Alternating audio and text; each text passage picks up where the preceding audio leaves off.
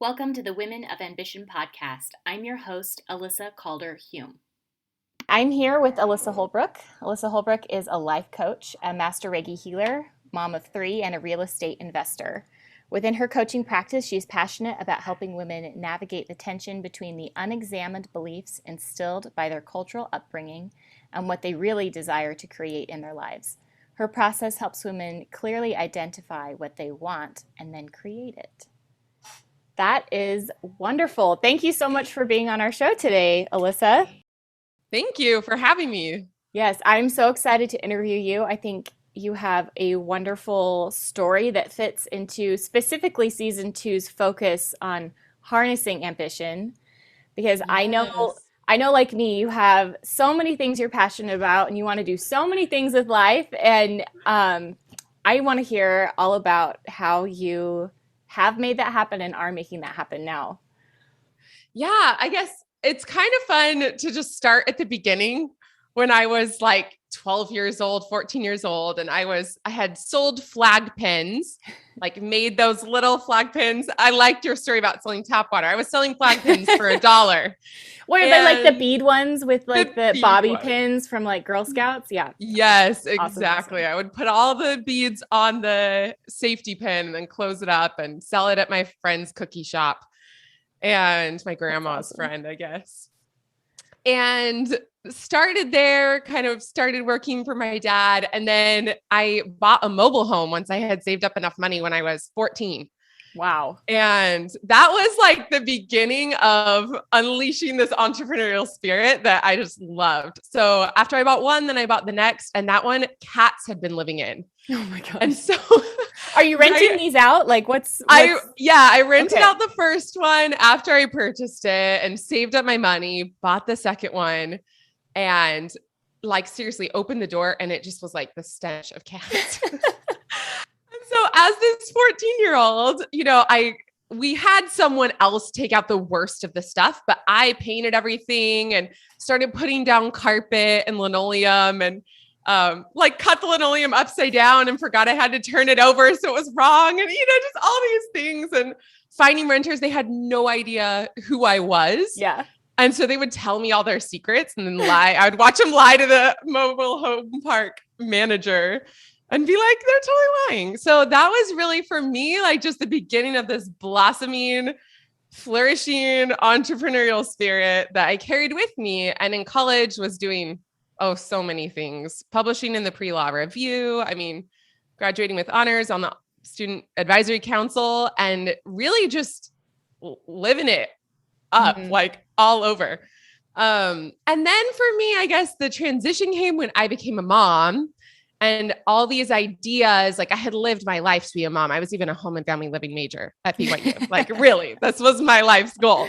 At BYU, I met my husband. And one of the first things that he said to me, actually his first written note was a Christmas letter. And it said, "Du hast, you have ambition of the best kind." That was it. That was the letter. Mm-hmm. And so it was really interesting to see like that is what drew me and my husband together. So it didn't make a lot of sense as I became a mom. However, I had these cultural ideas and stereotypes of what it was to be a good woman. Mm-hmm. And for me, I didn't go to law school. I kind of put all my dreams and desires aside and basically kind of fell into this martyr mentality over like 3 years where I was like, I couldn't even get dressed today. I didn't even have time to do my hair, just like slaving away for the family. And I think that was not a healthy place to be in, definitely. But it took me a little while to see what I was doing and what was happening. And that was a pretty low point for our marriage, because I think when we kind of put aside our needs, it can bring about resentment, but especially my husband fell in love with me. Right. And he said, "Where has my Alyssa gone? Like, who are you? Who am I married to?" Yeah. And so I think that was really challenging because when we're not living in alignment with ourselves or in integrity with ourselves, it can be really hard on a relationship. So when you were at that point, what did your life look like? What were you doing day to day? Yeah, I was at home with my 2 little kids and we had a gorgeous big house, but to me then it felt like a glass castle. Like it felt like I never left it. It was up on top of the hill. I didn't really get together with friends because my mom hadn't really done that. Just she didn't need it, but I did.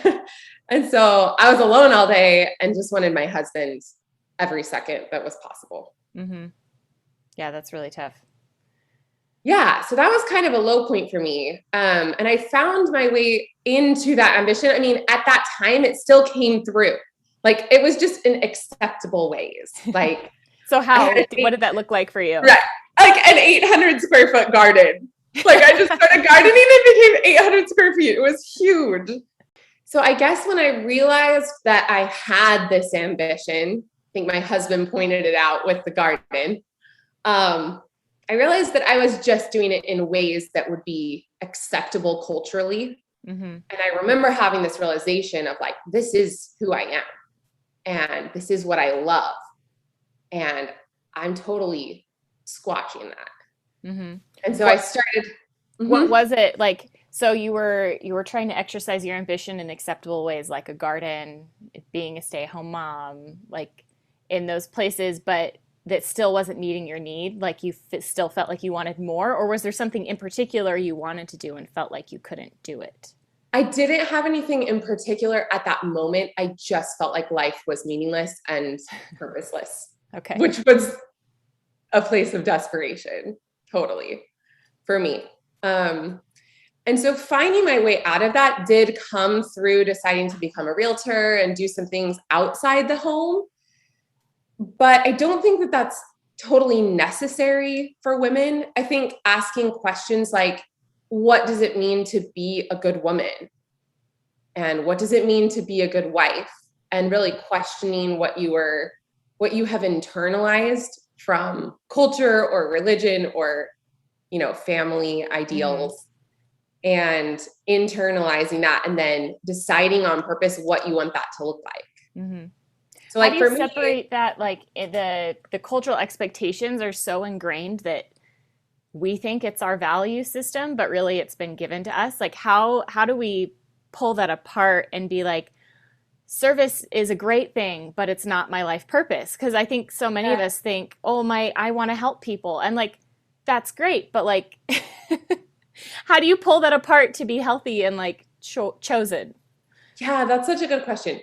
For me, I didn't see it until people pointed it out. So I had a life coach enter life coaching into my world. I had a life coach who had come from a totally different upbringing and was like, these are all unexamined beliefs that you have that are not working for you. And I remember once my husband, my view of being a mother who worked was basically it would wreck your marriage. I didn't believe that you could do both at the same time. I didn't believe it would be okay for the baby to go to daycare. Like that was super hard for me. I would drive away from dropping my baby off at daycare and just start bawling because I felt so bad for having him there because I had all these beliefs about daycare and about preschool and all of that. And so it was really looking at each of those beliefs one by one. I mean, I have them pulled up right here, like some of my journaling. Like I, as a woman, have the primary responsibility for nurturing my children. I reference the proclamation to the world, which is something with our religion that just was basically like, this is an indisputable fact in my mind. And I'm trying to reason my way out of this. But if I would just do it right, I would accept that this is my role. Right? That's where I was at in that moment, is like, if I could just be better, I would just not have these needs to go do something big in the world. And that's so hard. And the research has shown that ambition is not like, it's a personality trait, right? Like it's part of who you are. And so to feel like if you could just be more perfect in some way that you would be satisfied, like it just does not compute with us, like physiologically, like our personality, like our programming. It's, I feel so, I'm heartbroken when I hear that, and yet I can relate to it 100%. Yeah, I mean, just the mom meetups weren't really cutting it for me at that time, you know? And I think so much of being ambitious is this internal quality of ambition, which I had through all of that, right? Like when something wasn't working, I was diving super deep, figuring out what wasn't happening, and then finding an answer. So that carried through, even through those dark times, all that ambition still came out. Despite it all. Right. It just like looked like being raw vegan and having a huge garden and wanting to have 6 kids, you know? So it was kind of that idea that then I could break free from and see what of this was unexamined and what I actually wanted to incorporate in my life. So what did you end up doing at that point then? Yeah. So at that point I became a real estate agent, and that was really fun. And then from there, I really thought about, okay, that was cool. But for me, like I wanted to explore what I would actually choose, because my family's business had been real estate. It's what I started in when I was young. And I do still love it. I do still invest with my husband, and we could, you know, we're not there all the way, but we could almost stop working and just be fine with passive income coming in. Awesome. So that's great. But it's like, but what fuels me? What's like my fire going toward? Where's this passionate energy coming toward? And for me, I have found I love life coaching, looking at your mindset, your ideas, these unexamined beliefs, what we think we should do, what we think we should be, and then how we talk with ourselves. Like, how is it to be alone with yourself? And what do you really want? That's a terrifying question to actually answer in many ways. What do you really want to create in your ideal world? Yeah, that can be terrifying when you take off, especially if you're stuck in the martyr mindset, or you're stepping out of that. And it's like, I can create anything that I choose. And that's the point that I'm at now. And it's like, there's no boundary. Like even like financially, like we have the resources where if I really wanted to do something, I could do it. And it's like, when you're at that point, was that overwhelming that there were so many options because you had relied on other constraints to tell you no? Like what's that like to be in that spot for you? It was so freeing. Yeah. Like sitting there, I had remodeled our house while being a realtor, and I had this idea of like, I want my home to look this certain way and be totally minimized and cleaned up. You know, that was the place that I began. And I envisioned it. I sat down and visualized what I wanted. And then I created it in like the next couple months. I gave away 60% of our possessions probably. And that was the first step. And then the next step was actually, I would say, moving to Florida, where when I imagined myself working, I still wanted to be able to be outside and have time with my family. And so I would envision us like sitting in a hot tub in the evening behind our house after I've had a good day at work, and I had a lunch break where I could go on a bike ride. And so these became very specific things that I was looking for in this home. I had my own office, right? And all of it came to fruition. And this involved breaking through a lot of things. Like my husband still flies back to Wyoming every other week for his work. Wow, his job is still there. So it's like going against what feels or what you would think is impossible. And then just having the mindset of this works for us. And once we created it, we went to Disney World last night. Like awesome. It was so fun. Like I knew that for me, the kind of mom that I am creates these amazing experiences for my family. Memorable, Disney all the time, you know, just like going on vacations. We went to Asia for 5 weeks with a 3 and a 5-year-old, and we traveled all over. Like really letting yourself know, this is what I want to create, and this is why I like my reasons, and then just like going for it.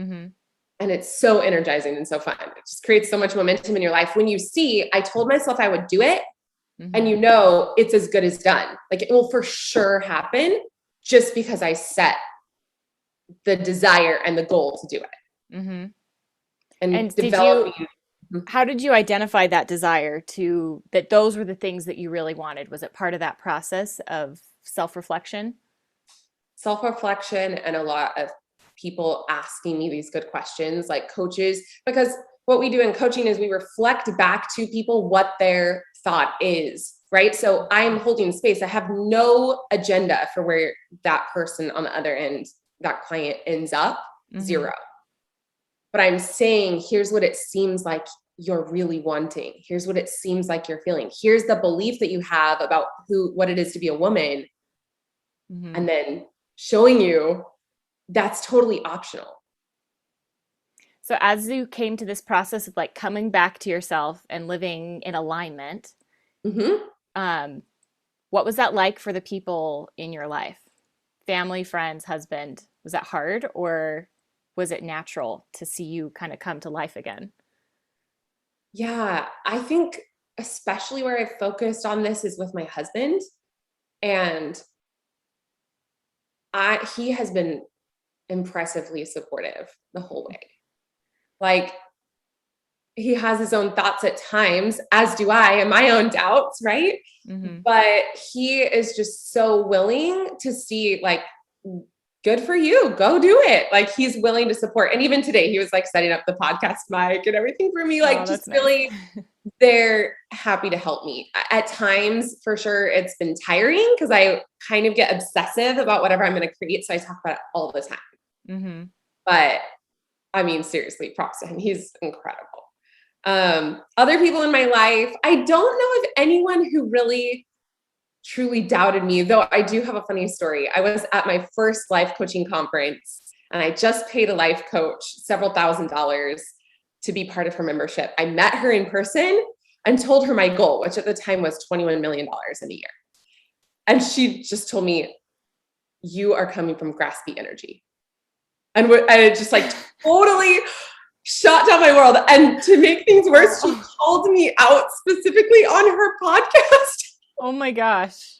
But here's the thing, I really was at that time, that is what I was in. And so I really self-reflected. Like, I think when people say things to us, most of the time, I know that there's at least like a little bit of truth in it. And so I look for that. And then if there's not, I just know that that's about that person. And really get to a space of love for them, because it's probably because they're not having their own big dreams or wanting to reach their own potential, right? I mean, it's got to be coming from somewhere inside of them. Yes. And I do that same thing. And it comes more easily now, like over time, remembering and coming back to that truth and being like, oh, that's their response is about them. And like, that's okay for them to have their reaction. It's not actually always a reflection of what I'm doing. Yes. But in her case, and as a coach who I admired, who watched people build businesses, she was totally onto something. And so then I just worked at that. How can I not be graspy? How can I not need to make this dream succeed? How can I just allow it, open myself to it, speak from that place of invitation versus like, must make this happen. And I'm literally going to hire her as my coach this fall. So, awesome. Like, anyone who I have that strong of a reaction to, I know they're like, generally there's some almost like chemistry there of like, there's something there for me. And I really do see them as my best teachers. People who don't have 100% faith in me or see my worth or whatever, it just helps me double, triple, quadruple down on my worth, on my vision, on my dream. And so I really see them as my best teachers. Okay. Well, that's great. Yeah. You have to really pause and be like, oh, do I believe in me? And hold the space. For myself when I don't believe in myself, but I know I'm getting there. So what are you doing right now as part of this whole story of your life ambition? You've moved to Florida, you've changed careers, you've given away tons of possessions and things. What are you building to, or what's your current project? Yeah, so definitely my life coaching business. And this actually just happened recently. So I got my real estate license again here in Florida. I made like $30,000 in the last couple months. We flipped a house that was huge in addition to that. So like financially, that's all working. But I was talking to someone who actually had offered me a job in real estate. And he said, but life coaching comes through in everything that you do. Like, that's you can't get away from it. No. And he said this question that really almost haunted me, which was, but did you really go all in on yourself and on your dream? On your dream. And I told him, yeah, I did for 2 years. I pushed forward in life coaching. Like I had this like, of course, answer, but the real answer was dig deeper, triple down on your goal, like go for it. So I just was hired actually yesterday as a business coach for women. Oh, cool. It's going to be a part-time thing, but then in my own business, I'm actually growing that as well. So helping women going through this similar transition of what do I even want? I don't even know what I would do with a day by myself, right? Or who already have their vision of what they want to create. And for me, leaving my religion of my upbringing was enormous. That's happened for me in the last 4 months. I chose to leave my religion. And so, and just opening up to greater spirituality, to what feels in integrity for me, especially how women were treated there, and just some of the underlying cultural beliefs I just don't agree with. And so I'm able to really live that. And there are people who don't agree and who think I'm lost for sure. Yeah. And those aren't, that's just about them. That's just, I'm living my own journey, and it's totally, I hold space for myself to do that. That's great. That's wonderful. What can you say to women who might be in that position of, well, first let's start with, what do I do with the day by myself? I am no longer in that space, but I have totally been there, not allowing myself to have a day to myself and then not knowing what I would do with it. So for women who are in, like, maybe we can build up to each level, but what do you tell women who are there? Yeah, I think asking yourself the question, like, if money were taken care of, if my husband didn't care what I did, if no one even knew, what would I do? And actually live that out. Like I started hiring a babysitter to come, and I was worried about the money of it, just different ideas of, it's really at the heart of it. You're asking, am I worth it? Yeah. Is that time alone with me going to pay off? At least for me was kind of my question. And it felt scarce to me. Like, oh, I want to like clean my whole house, but I also want to nap, but I also just want to think. And like, I didn't know. So just allowing yourself though, to be really present with that life that is uncomfortable for you right now, because it's not where you want it to be in the future. Like just giving yourself space and time to breathe and think or sit or go get your nails done or whatever it looks like. It's kind of like play with it and just discover it. So would you recommend that they just hire the sitter and like move forward, even though they don't know exactly what they're going to do with their day? Like 100%. Be at home alone, or like get in the car and just see where you end up driving? Like, is that the energy here? That is totally. I mean, for me, I actually put my kids all in daycare, and I just had space at home, and I already knew that I wanted to create a life coaching course, and I had enrolled in schooling for a year with life coaching, but that didn't need to be there to justify it, right? It's like, this is okay for me to have this space, and I'm worth that. Yeah. I'm worth paying for daycare. I'm worth paying for a sitter. It's an investment in yourself, regardless of whatever outcome actually comes from it. Like knowing yourself is worth all of that. And I like to call it living the question. Like just be willing to live out the question of, what do I like? What are my interests? I love that. Live out the question. That's a great little saying to tell yourself. Okay. So what about women who have done that? They're okay investing in themselves, but they just want more and they don't know what direction to go in. Oh, if they don't know what they want to create yet? Yes. Give yourself time to tap in and figure out what that is. Okay. So they just need to sit more in that unknown space. And we're action people, Alyssa. Come on. Okay. So yes, sit in the unknown long enough to figure out some action that you want to take. But for me, like that doesn't necessarily take a long time, right? Like I knew I was interested in life coaching. And then for a little while, I was like, I'm going to go pursue being certified as a Reiki healer and energy. And went through all the levels of that, and like letting yourself just be like, what's the next thing? One of my past client who has become one of my great friends, she's like enrolled in 4 different things right now to become, a real estate agent, a health coach, like all different things. And she's like, if I hadn't coached with you, I wouldn't be able to be kind to myself in this space, because I'm starting things and not necessarily finishing them. But really, as you start them, you'll see, do I love this? And then even creating in your mind a relationship with choosing to love something, because I think you can choose any job, and is your expectation that it gives to you or that you give to it? Right? So when I'm thinking about what job I want, I am generating the emotion of, I love my job. I love serving these women. I love showing up for them. I love helping them see their way through things, reflecting back to them, holding space for them.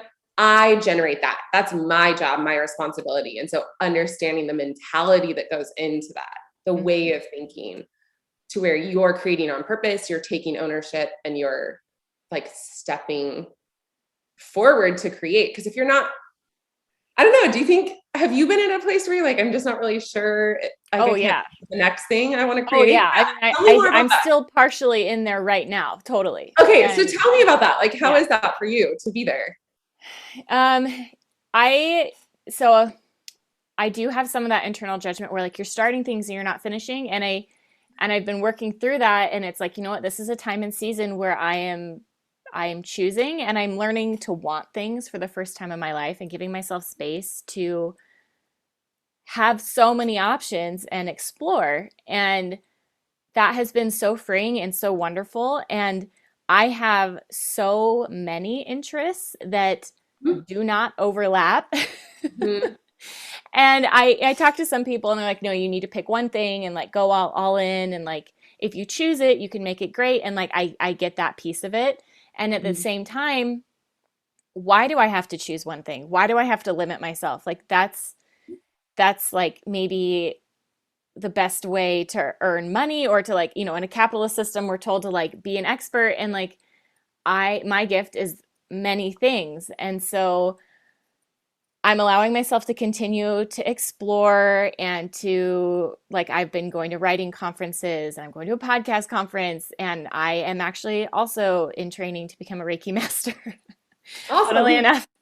And it's like totally, they're like, they don't overlap right now. And I have faith that it will come together, and like, I will figure it out. But I'm trying to give myself space to explore, but I'm getting the itch to like really go all in on one thing. And I'm looking at my values, I'm looking at my interests, I'm looking at my talents, and trying to match up and choose. And I see 2 paths that seem very different that I feel called to do. And I think eventually they'll overlap. But for my purposes right now, I have like one foot in both. And I really would like to just choose one and like do it. Yeah. But I also don't want to limit myself because other people can't handle all the things that I'm interested in doing. Does that make sense? What do you mean by other people can't handle it? So I went to a writing conference this last weekend, and I'm a trained writer. That's my background. That's my education. And they're talking about branding, for instance. Like, this is one thing I go round and round and round on. Branding myself, a website, Instagram, social media. Do I brand like Alyssa, like me? Do I brand individual businesses that I've started? Even this podcast, like I redid the whole website over the summer, and it's just the website, and that's great. But there's potential for eventual growth, whether it's speaking gigs or paraphernalia or other media outlets or whatever. Like there's room for growth. But when I went to this conference, the recommendation was brand yourself and go all in, with the expectation that everything that I was offering the world had to do with writing and literature and like a specific genre. And if you find success, if you are like a fiction writer, and like be a fiction writer and get people who are really faithful fans, and that's how like you accumulate success and growth. And that sounds nice, but I also feel like if I choose one thing, then it's limiting me from all these other possibilities. Mm-hmm. So just knowing that you have the belief that choosing one thing limits you from the possibilities is interesting to just be Mm-hmm. aware of. Like, Mm-hmm. okay, I have this belief that I'll be limited if I do that. Mm-hmm. Okay. And for me, like I had a time when I really wanted to do real estate and life coaching, and I knew why. And I had very specific reasons why. Mm-hmm. And I just took my timelines back on both of them. So I expected one to grow and the other one to grow. But like, let's say if you want to make $100,000, they're each going to make 50. Mm-hmm. Right. Okay. And just like believing that that's possible for you. Mm-hmm. Like, what's the hesitation to choosing 2 things, 3 things, 5 things, right?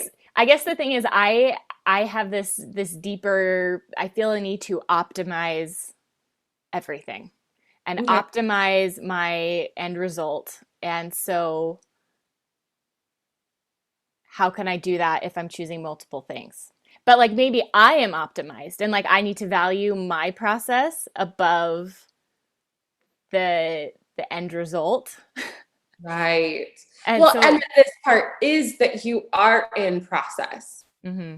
Like I was in transition for several years. Mm-hmm. And my coach just kept saying, you're making your way, you're on the right track, right? But yeah, it's driving me crazy that I'm Yes. not moving through it faster. And I keep telling myself like this is a time and season, like I will figure this out. I am not a flighty person. It's okay if I don't finish everything I start because I'm exploring. But I'm getting like impatient, I guess is my problem. That talking to yourself is really helpful because your brain is like a toddler running around with a Sharpie all over your house, right? Where it's like, you're not enough, you're doing too many things. They said to do this, this person said to do this. It can get really chaotic in your brain. So I think number one, sitting down and just writing out all your thoughts and getting them out of your head Mm-hmm. can be really helpful to see what is even going on in there. What are my reasons for doing each of these? And right now I'm coaching someone who wants to build her business, but she has like 5 businesses, but there's one that she knows she wants to build the most. Mm-hmm. And so it's like, how can you outsource the other stuff? Because that's what she wants to do.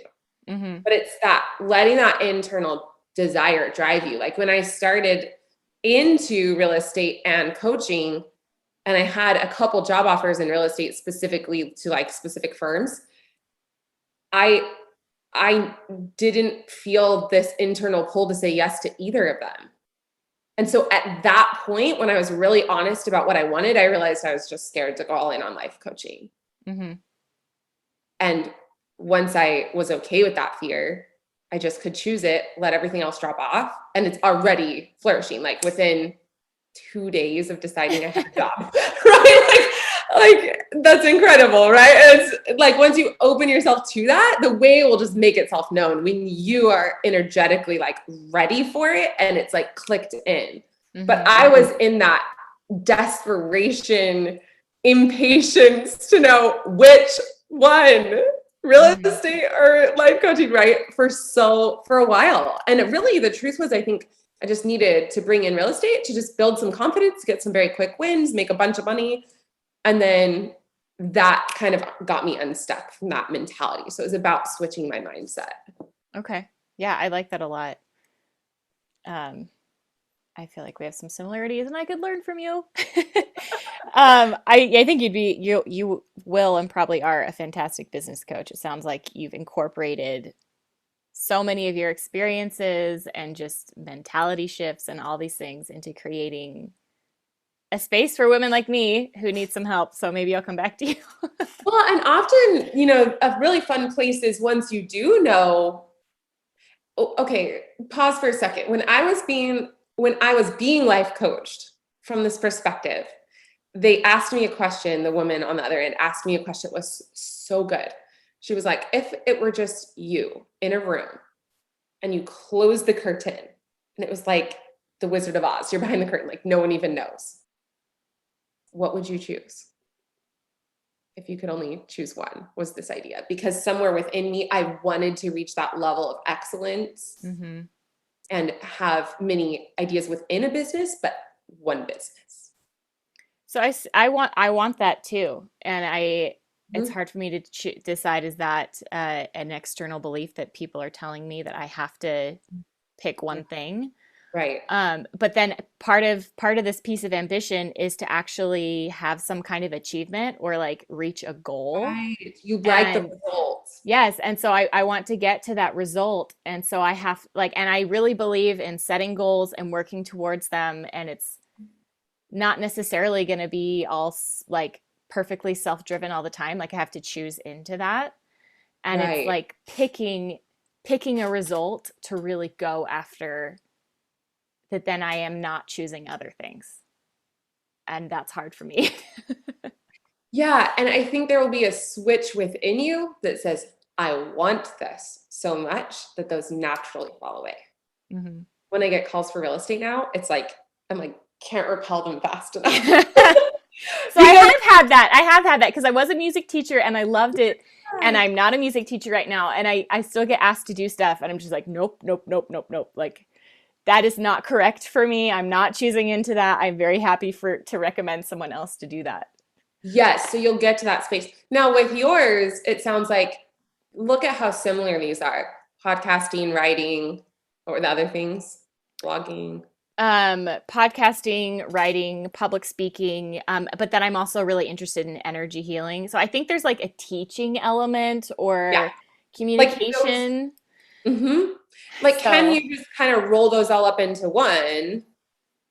I mean, those things you could almost put all onto one website, right? Yeah. I'm Alyssa Holme. Yeah. Here's what I do, right? And it's like, work with me in these several ways. Like those aren't totally different worlds. There's a book called Range, which I have not read, but the idea, usually often in a book, there's just, I need the idea of the book. Okay, yeah. Shortcut to the main point. The shortcut. The shortcut is when you have multiple passions, it can enable you to see the result or like see the solution, find the solution, because you are coming at it from so many different ways. Okay. So like in coaching, I am using the energy that I have and my intuition to tap into where this person, what's actually going on here. Mm-hmm. So my Reiki comes in all the time in coaching. And I actually have people who know that I do Reiki who today will say, I just need you to help me shift my energy. I'm like, okay, so sometimes it is a Reiki session, right? Where these kind of awesome. End up going together. Or like I've helped life coaches invest in real estate. It's like they all kind of come together to make this unique you. Mm-hmm. We have no problem with ourselves being a mother, having all of our callings at church, whatever your thing might be, like you work out, you're fit, you're healthy, have all these interests, but suddenly once it's business or work, we don't let ourselves, we just have to do one thing. Mm-hmm. Why? I think it's limiting beliefs that we've been taught from other people is all I can think. Yeah. Unless you just want to, unless you just, right now, I'm like, the only thing I care to pursue is life coaching because I have some big goals there. Mm-hmm. Oh, that must be so nice to have so much clarity. I have specific projects that I really love and I see the potential for, but I'm just like, these are going to come together some way. I don't know what that looks like right now. It really is. Like, to be honest, having spent 2.5 years wondering which one, I'm not really exactly sure. It's glorious. So do you think that like waffling was because you weren't aware of your actual passions, or do you think that was like, it really could have gone either way and it was because I needed more life experience? I didn't believe in myself. Okay. I didn't believe in myself at a deep level. There was some amount of fear or resistance that kept me from being honest with what we really want. And I don't think that this is to be underestimated. Knowing and being honest about what you really want is huge. I think it's one of the hardest things that we can do as humans. Yeah, for sure. And some people just never get there, and how sad of a life. Like, I'd rather go through all this right now. Like, I'd rather sit in this space where I'm just like, and have these conversations than like avoid it, like I want more. That's where I'm at.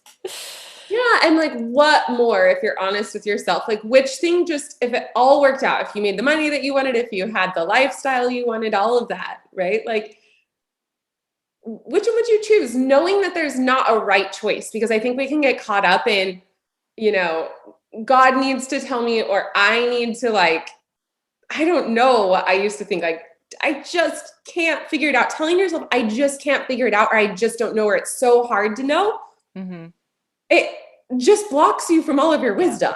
Yeah. Like, what if you had some idea, or asking yourself, in a perfect world where it's just me and I get to just create this just for fun, what would I want? And what dollars would I want to make? And doing this with my clients, like one of them actually left her job as a teacher and opened up her own preschool, because for her, that was what she wanted. And the belief was just, number one, she hadn't actually thought of what she wanted. Mm-hmm. The question hadn't been asked, the thought hadn't popped in. And then the other one was that she couldn't make as much money as she was making full-time as a teacher, working part-time from home. And we just questioned that. Why don't you think that? Like, why not? Really get curious with yourself. And I think when you can find what you want, really, really want, you can even access that easier by saying, I'm just going to tell myself what I want, but I don't have to go there. Like, I don't actually have to create it at all. I want to fly to the moon. That's actually my husband's. He really wants to fly to the moon. People are doing it apparently. So apparently he wanted to do it before people did it. Like when I met him, right? He's very tapped in with that. But so you're saying just stay in that space of knowing what you want and just like engaging in that energy, it will help create the path.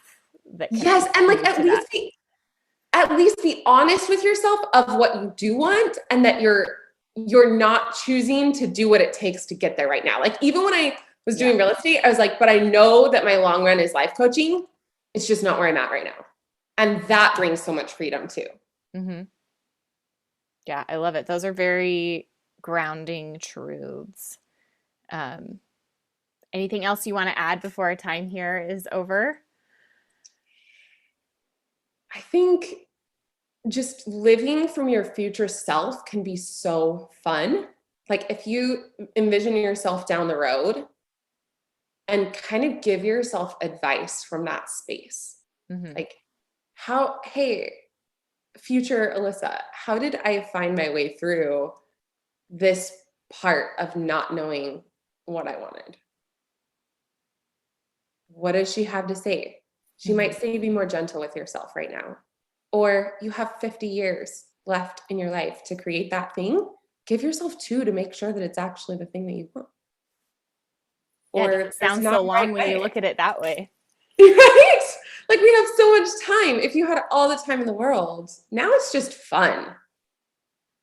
And I think for me, I'm the person, and my life coach pointed this out. I spent like 6 months deciding which gym I would join, right? So I have a tendency to make these decisions like very important, right? Like you can just sign up for a gym. Yeah. Yeah, you can sign up for a gym and cancel in 3 months. Or you know what? I had 2 gym passes for the last year, and I liked different things about both of them, and I biked one day, and I love that variety. Like just giving yourself that energy to play with, and like, what do I want to create in my life? Kind of bringing that lightness to everything. Like I'm enjoying this today and that today. Well, I love that. Thank you so much.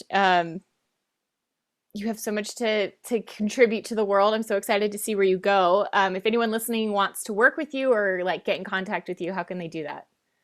Yeah, just follow me on Instagram, Alyssa Holbrook _ and there will be a sign up link on my link tree. So you can just go book a session. I do a free 1-hour consultation for people who are interested in seeing if this is a good fit for them. And I especially work with people, I'm kind of transitioning into this work with people who are having questions about their faith and about the tradition that they were brought up in, kind of like and how that affects their marriage and what they want to create, because that can be a lot to navigate. And it's really helpful to have someone kind of reflect to you where you're at, what you're thinking. So that's So part you of have, where you're headed. so the overall business of life coach, but then it brings in faith transitions and business coaching into all of that. See, that makes so much sense. Oh, geez. Like it all of your experiences like are actually clicking into something that like really works. Right, for sure. And like I coach people in, in their thoughts about their business and creation, and also this relationship side. I mean, really, I studied marriage and family at BYU. It comes in here too. Like every part of you, Reiki, all these things that you're gathering are just all part of what make you you. And it all is going to come together in this magnificent way. Like to you, this looks like it makes sense. Mm-hmm. To me, it didn't look like it made sense until like a week ago. Where it doesn't seem all connected. And so it's kind of like digging to that place where you just make sense of it. Mm-hmm. Out of this wealth of who you are, what's your voice in the world? How can you help people? How can you help one person? I love that. All right. Thank you so much, Alyssa, for your time. Lots of good questions to ask myself. I know people who are listening will really enjoy this and want to come work with you. So thank you so much for being on today. Thank you so much. Thanks everyone for listening today. This is the Women of Ambition podcast. I want to thank Alyssa again. This was such a fantastic talk. I am here editing and about to publish this a month after having talked to Alyssa. And I have already made some major adjustments in my life to make space for my ambitions and to help further me down along this path with all of us as we all figure this out. So thank you so much, Alyssa. And I am going to just put a plug in. Remember, we have a new website, womenofambitionpodcast.com. Instagram is Women of Ambition Podcast. Follow us there. And the next episode will come out in 2 weeks. It's going to be awesome. It's with Dr. Trina Boyce, and she is a fantastically talented woman who's going to help us get a little further down the road of, I have so many ideas, what do I do next as an ambitious woman? So look for that in a couple weeks. And here we will end with a last little story and chunk of advice from Alyssa that was just really great, that we ended up chatting for a long time after the episode. And it was a great story. So we decided to include it. So here you go. So as I was understanding this ambitious part of me, my friend I was talking to on the phone said, you really should join the Aspiring Mormon Women Facebook group. And I hit join and I just totally started bawling. This idea of me aspiring Mormon women, it felt like a paradox to me, something that I didn't believe that I could be, or that I should be, or that it was like dirty for me to be. And kind of coming to this understanding of like, I am aspiring. I have dreams and goals and ambitions, and maybe even am ambitious. And that was world changing for me. How long ago did that happen? That was in 2016. Okay. 2017. So 4 years. Were you reading other people's stories or interacting with those women, or just the Facebook self? Just the fact of joining this group, I had so much resistance to that, because it was almost like coming out of the closet as like being gay or something. I mean, that's how I feel about being a feminist. I feel like I'm coming out of the closet, which I suppose is an analogy that you can't really understand unless you are queer, but so much like perceived shame around aspirations and goals and wanting something more. And yes. And I had a compilation of all the prophetic quotes that said, the school cannot do it, the school cannot do it, only the mother being in the home can do it. I mean, I really use those as a rod to like beat myself up with about my ambition, to try and keep it out of me. That'd be great. It's gonna be there regardless. Last part. But it's true. That's where I was at that time. So okay. Well, that's a great little anecdote. Thanks for adding that in.